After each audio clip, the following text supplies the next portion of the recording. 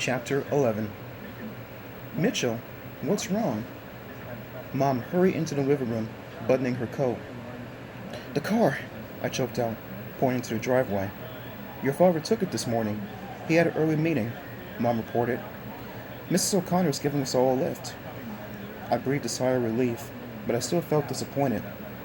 After my scary dream, I wanted to see the car and make sure it was okay, and I wanted to write in it to school and show it off to my friends. I thought about the car all day.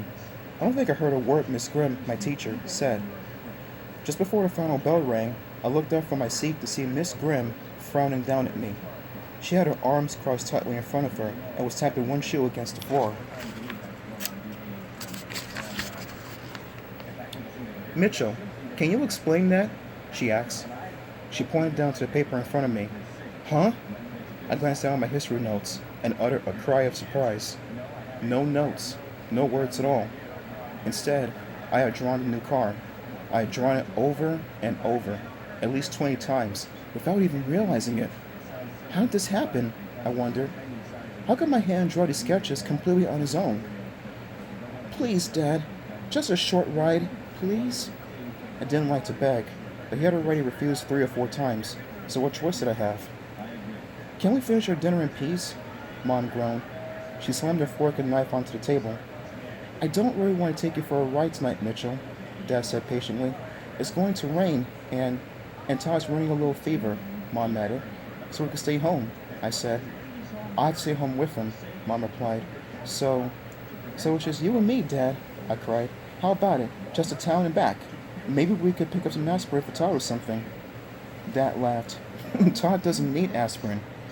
He dabbed the napkin over his mouth. But we do need milk, he added. And ice cream, Todd added hoarsely. Ice cream for my sore throat. Okay. Dad stood up, pushed his chair back, and stretched. Mitchell and I are taking a short ride in the new car to town. Yay! I cheered, shooting my fist into the air. I gulped down the rest of my milk and ran to get my jacket. Dark clouds hung low in the sky, blocking the moon and stars. A low fog clung to the ground as Dad followed the curving road down the hill toward town. A few raindrops splashed the windshield. Look, Mitchell.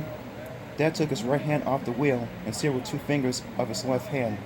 The power steering is so delicate on this car, you barely have to touch the wheel to have total control. Awesome, I murmured. It's a great car, isn't it, Dad? He nodded, a smile spreading over his face. Yes, great, and a real bargain. We didn't have any trouble until the trip back from town. The rain started pounding down real hard. Sheets of rain thundered over the windshield,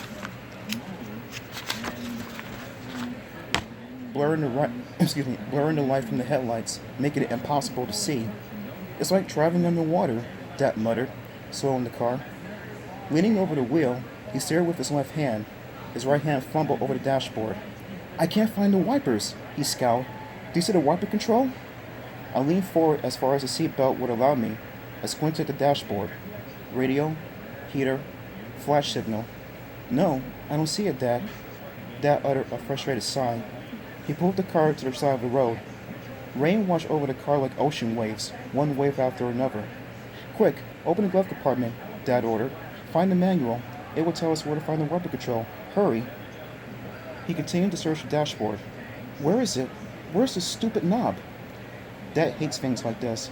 He always loses it in an emergency. I'll find it, I assured him. I pulled down the lid to the glove compartment. A tiny light flashed on. I lowered my head and peered inside. Hey! I cried out in surprise. No car manual in there. Nothing. Empty.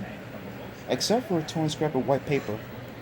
What is it? Dad demanded, still searching the dashboard. I pulled the scrap of paper from the glove compartment and, holding it in the dim light, read the scrawled words. 2 words. I'm evil. Chapter 12. Next time, folks.